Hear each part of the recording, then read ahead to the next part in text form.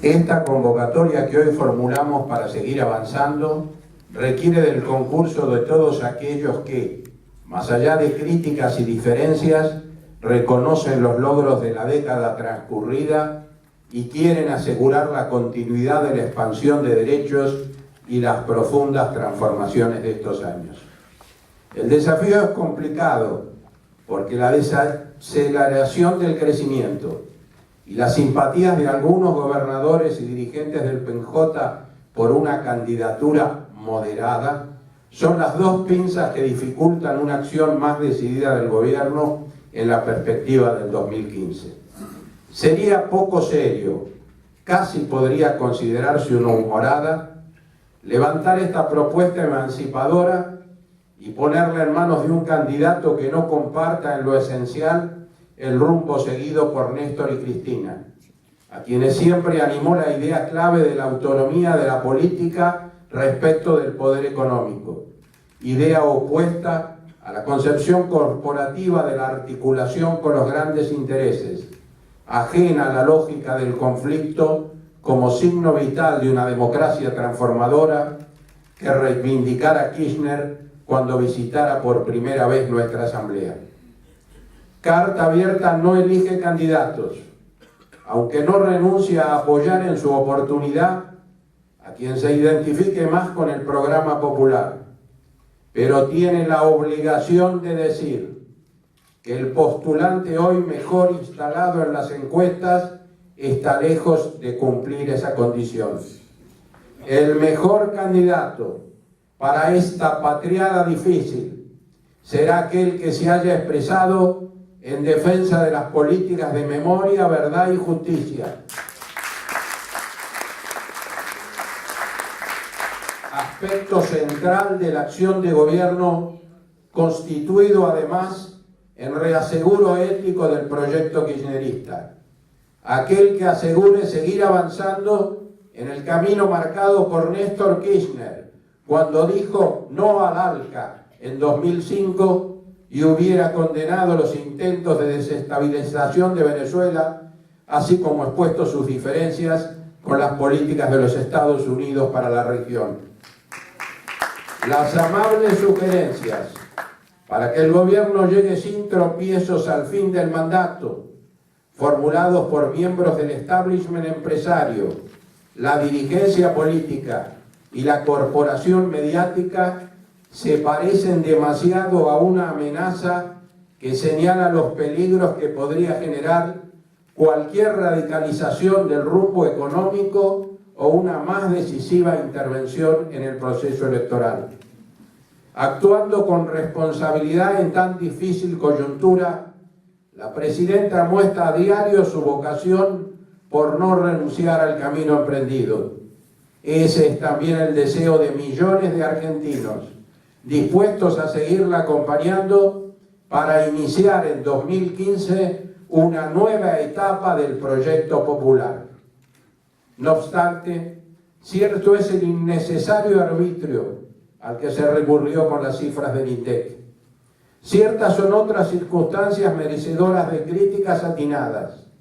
pero no sobre la base de un rociador permanente de acusaciones combinadas con acciones desestabilizadoras propias del mundo financiero que nadie duda que existen, por lo que se impone un cambio profundo de la legislación financiera, que no solo combata las presiones sigilosas y las que además toman forma declarativa, sino que contenga la limitación de las superganancias obtenidas por entidades concentradas. Por otra parte, asombra que buena parte de las corrientes de opinión no favorable al gobierno vaya tan lejos en su complacencia con el elenco permanente de los agronegocios que no aceptan ningún tipo de tributación fiscal, del empresariado insatisfecho con todo lo que sea control estatal,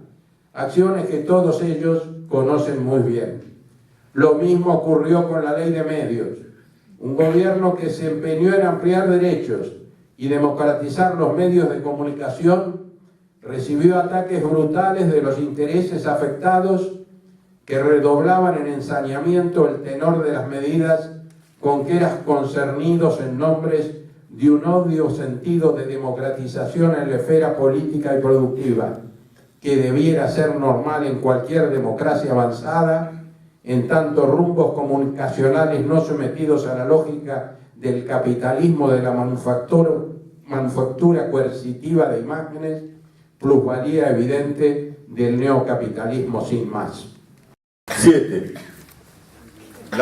La oposición que comulga con la creencia que la democracia existe o subsiste si la protegen los grandes medios de comunicación o una buena parte de ella,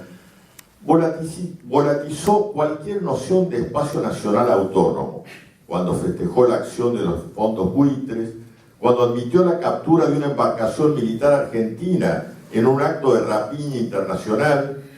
cuando defendió las piruetas políticas y militares de Gran Bretaña sobre las Islas Malvinas o los informes dudosos del Fondo Monetario Internacional. Y en una manifestación arrebatada de su inconsciente antikirchnerista, llegó a denunciar sin evidencia alguna que no son respetados los derechos humanos de los infaustos represores del pasado. También cuando dijo preferir un intervencionismo de organismos vinculados al poder mundial financiero antes que los actos de un gobierno que estatizaba, con las dificultades del caso, las empresas de aerolíneas y petrolíferas, entregadas irresponsablemente a empresarios de la globalización en las décadas anteriores. Podrán hacerse muchas críticas a estas decisiones, pero es evidente que existe la festejable noticia de nuevos yacimientos petrolíferos que necesariamente deberán explotarse en el marco del estricto control estatal nacional de las empresas contratistas internacionales que intervengan.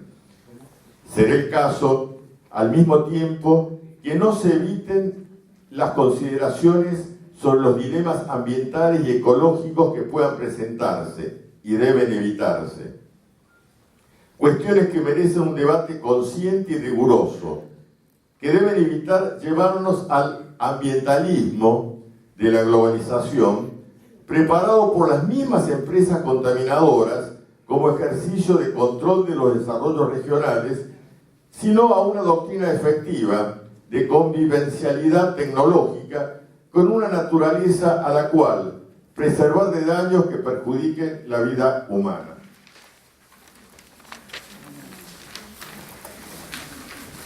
El kirchnerismo toma decisiones constantemente acosado. Responde con medidas avanzadas y muchas otras que pertenecen a un realismo, imbuido de razones que provienen de los condicionamientos internacionales, medidas que son acerbamente criticadas, no por lo que tienen de también obvias para un conjunto de intereses empresariales comunicacionales que harían lo mismo en tales casos, pero peor. Esto es sin vestigio de conciencia autonomista y emancipatoria y con una población cada vez más despojada de la venerable idea de plena ciudadanía, modelada evidentemente por la doctrina antiestatalista del gobierno de los medios. Estos actúan con sus sabuesos y comediantes demoledores del espacio público antes que como reales fiscales del pueblo, noción que no es inadecuada, sino alberga el deseo profundo de sustituir el funcionamiento real de las instituciones de justicia. Nadie anhela negar los problemas, pues la esencia de la política es reconocerlos, revelarlos y resolverlos. Otra cosa es la jerga globalizada, que dicta su semiología obligatoria a las sociedades del espectáculo, el otro polo de las localizaciones mundiales, donde hay guerras nacionales o intersectoriales, reemplazando los antiguos conceptos de libertad por lo de seguridad, dejando flotar el pensamiento colectivo nociones de revanchismo súbito que abren la puerta para que en ciertos casos puntuales el ciudadano que sostenía procesos de ilustración y participación democrática puede esbozar en un minuto de terror personal el rostro terrorífico del linchador. Un ámbito de ilegalidad en la circulación de nuevas mercancías, el tráfico de drogas como nuevo orden del valor de cambio y el valor de uso de sociedades que ignoran que sus instituciones legales crecen a la sombra de ese ilegalismo mundial, es también un hecho de la realidad universal, cuyos efectos prácticos es crear desdoblamientos clandestinos de los estados y al mismo tiempo controlar por dentro instituciones vitales de este. Como explicación superficial de estas nuevas condiciones del orden político mundial, se obtiene una línea de trabajo constante. El vaciamiento de la legalidad democrática de los estados sería culpa de los estados realmente democráticos. Este sería un nuevo tipo de gobierno globalizado sobre la conciencia colectiva, que crea espacios simbólicos de fuerte contenido ficcional, que tienden a la no política, al cualunquismo, a la fabricación de personajes del mercado salvaje de consumos culturales, de los que de alguna forma son tributarias, en su lenguaje y expresividad, las formaciones postpartidarias como el PRO y en alguna medida el FAUNEN, a pesar de que su conciencia falaz lo lleva a algunos a denominarse como centro-izquierda, lo que en verdad es un nuevo tipo de centro-derecha y hasta de derechas secas. De este nuevo estilo de gobierno inmaterial salen candidatos para la vida política desprovistos de mínimas espesuras históricas, actores populares, presuntos cómicos, presentadores de la televisión nocturna, siempre que consideren que el botín político no sea inferior al papel que ya ejercen de directores de conciencia de un consumo cultural sin historia ni fundamentos reales en el genuino arte popular de masas, tal como fue concebido por la modernidad. Como resultado de esto, se han devaluado trágicamente palabras como izquierda y derecha, aun con las deficiencias que provienen de su uso dicotómico. Y es así que los partidarios de políticas represivas duras, con pérdida de derechos individuales, de modificaciones regresivas en los regímenes de tributación, de pérdidas de conquistas laborales, de alineamiento con las potencias y sus siglas emblemáticas, FMI, DEA, OEA, se resisten a asumirse como de derechas y prefieren apropiarse con el sueño juvenil de la camiseta del centro izquierda. En el baile de máscara de la política argentina hay quienes pretenden colocarse un ropaje que no les corresponde. Pero esta no correspondencia es parte sustancial del drama de la hora. 8. Cada día que pasa, la encrucijada estrecha de expectativas, acorrala posibilidades. No es imaginable que una experiencia política que descartó el canon típico de la política nacional sea declarada como un episodio travieso que de pronto fuese absorbido por los sistemas de dominio más menguados y dispuestos a sumarse a una nueva era de normalización. De entre los muchos conceptos que se escuchan, resalta el de la unidad del movimiento. Si el kirchnerismo del loco pudo imaginar que el peronismo se adentraría en sus llamados renovadores, hoy un rumor no tan subterráneo susurra que hay que llevarse al loco para que impere el peronismo como atracción incrustada en una única forma inmóvil de la historia nacional. La prueba de la elasticidad del peronismo, como en los cuentos de Scheherazade, cada vez aumentando su indiscriminada admisión de nuevos prodigios, es que el paladín con el que muchos buscan cerrar las originales evidencias que comenzaron a percibirse desde mayo de 2003, proviene de los astilleros y cámaras de seguridad del Tigre, pero en acepciones más versátiles puede identificarse en los movimientos del paciente motonauta que, al revés que en la mitología clásica, parece haberse transformado en el anhelado minotauro justicialista, sosteniendo el hilo de Ariadna que lo lleve desde la poca laberíntica ciudad de La Plata hacia destinos mayores. Así se apocaría el mito, retrocedería el país. No es decir nada nuevo, que una parte del PJ confluyó con la corporación agromediática. El masismo es hijo de esa confluencia en los días de la resolución 125. En esos tiempos calientes en los que tantas cosas fueron puestas sobre la mesa y en los que los actores asumieron sus papeles en el drama de la historia, el kirchnerismo encontró su nombre y su potencia, pudo darle palabras a su desafío y a su proyecto. En esos días también algo inevitable volvería a sacudir al peronismo. Hoy, cuando todo sigue estando en disputa y bajo la forma del riesgo, regresa la amenaza de la restauración. Lejos, muy lejos del espíritu de lo fundado por Néstor Kirchner, se encuentra el diagrama de aquellos que buscan concretar el final de un ciclo pronunciando otro nombre, muy diferente al que talló de manera inesperada lo mejor de un país que se reencontró con una oportunidad que ya no alcanzaba siquiera a imaginar. Un nombre, el del kirchnerismo, que tendrá que enfrentarse a sus límites y contradicciones, a sus debilidades y a sus errores, pero que sobre todo tendrá que profundizar el núcleo desafiante y novedoso que introdujo en el interior de una sociedad desesperanzada. Y tendrá que hacerlo sin renunciar a esa impronta, sabiendo que no es posible ni justo replegarse hacia una política testimonial, preparándose para otro tiempo más lejano que, cuando supuestamente llegue, volverá a encontrar un país desolado por la inclemencia de los poderes corporativos. Por eso,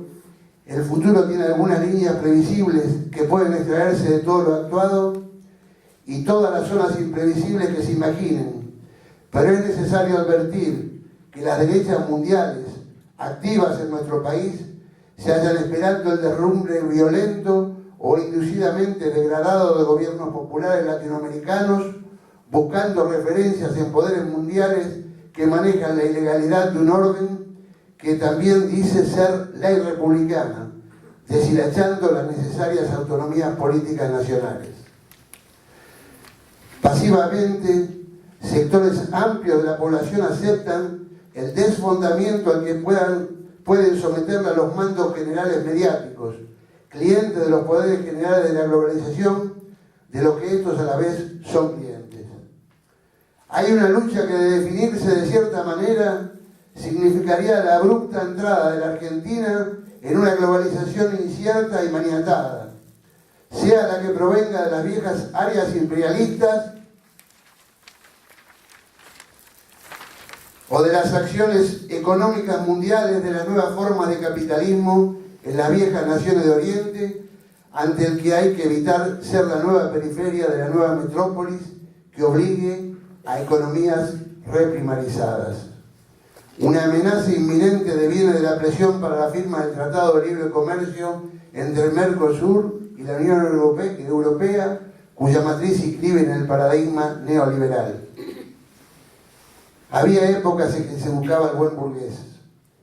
Ahora se busca el manso grupo político que, sea cual sea, muestre sus mejores méritos en la subordinación a este neomesianismo empresarial.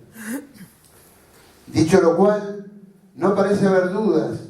de que un desemboque de la encrucijada argentina en un gobierno dirigido por los neoconservadorismos de cualquier cuño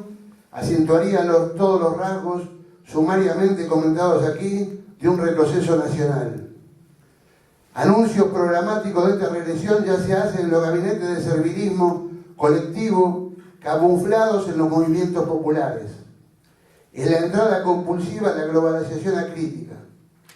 Es cierto que hay derechas de las derechas, así como derechas nuevas y derechas viejas, globalizaciones de color amarillo, la política como equivalente de las producciones dignas, Disney, y globalizaciones de color naranja, fundadas en antiguas leyendas nacionales ya fosilizadas. Cada ciudadano podrá alojar en las urnas sus sentimientos sobre el mal menor, lo que es tan dolorido como la ausencia de grandes alternativas que recojan la vivacidad de un legado. Pero no descartemos que nuevos reagrupamientos puedan hacer verosímil, de modo no ofensivo ni inocuo, esta previsión esperanzada en cuanto a que no queden los dominios de los emisarios de retroceso e interno y externo al peronismo un próximo capítulo de la historia nacional. El kirchnerismo pudo ser definido como la extravagancia de una historia nacida de lo inesperado y que se deslizó por una grieta mal cerrada del muro de un país desguazado. El resultado de este acto dispuso una interpelación colectiva y excepcional que parecía provenir de otros tiempos y de otros corazones, y que a lo largo de esta década obtuvo numerosas interpretaciones y valoraciones. Pero no puede discutirse que se manifestaba en la encrucijada de un presente que pudo, gracias a su aparición a deshora, desviar una ruta de carencia, injusticia y desolación para dirigirse a veces con la intemperancia de lo inaudito, a veces con medidas que reclamarían mayores precisiones hacia la reconstrucción y la reparación de una sociedad descreída. No puede negarse que, hijo de la ironía de la historia, miles y miles se descubrieron de nuevo alborozados por antiguas y nuevas militancias, de esas que entrelazaron el legado con la modernidad. La hora dilemática del kirchnerismo es esta: seguir conmoviendo el sentido común de una sociedad que nunca imaginó que pudiera ser contemporánea de un giro histórico, o desembocar en la resignada aceptación de un fin de ciclo que se materializaría en candidaturas que nada han tenido que ver con el ímpetu rupturista del enunciado en mayo del 2003. Las cenizas de la resignación flotan en el aire, entremezcladas con los destellos de la transformación. El peligro de la regresión está afuera y adentro. No hay cartillas escritas, hay una responsabilidad. La nuestra es seguir reafirmando lo que ha significado y sigue significando la apelación del kirchnerismo, que de ser palabra desconocida pasó a ser palabra pronunciada con los distintos matices y dificultades bien conocidas. No puede ser ahora una palabra caída. Con esta apelación, que recoge lo mejor de una década preñada de novedades y transformadoras, y que también se hace cargo de las dificultades y de los desafíos que se abren de cara al futuro, nos comprometemos una vez más a defender las iniciativas del Gobierno Nacional consustanciadas con los intereses de las mayorías populares. Un camino signado por la voluntad inquebrantable de Cristina de avanzar, hoy como ayer, con las banderas de un país más justo. De esa voluntad, acompañada por millones de compatriotas, saldrá la mejor opción para dar la batalla electoral de 2015.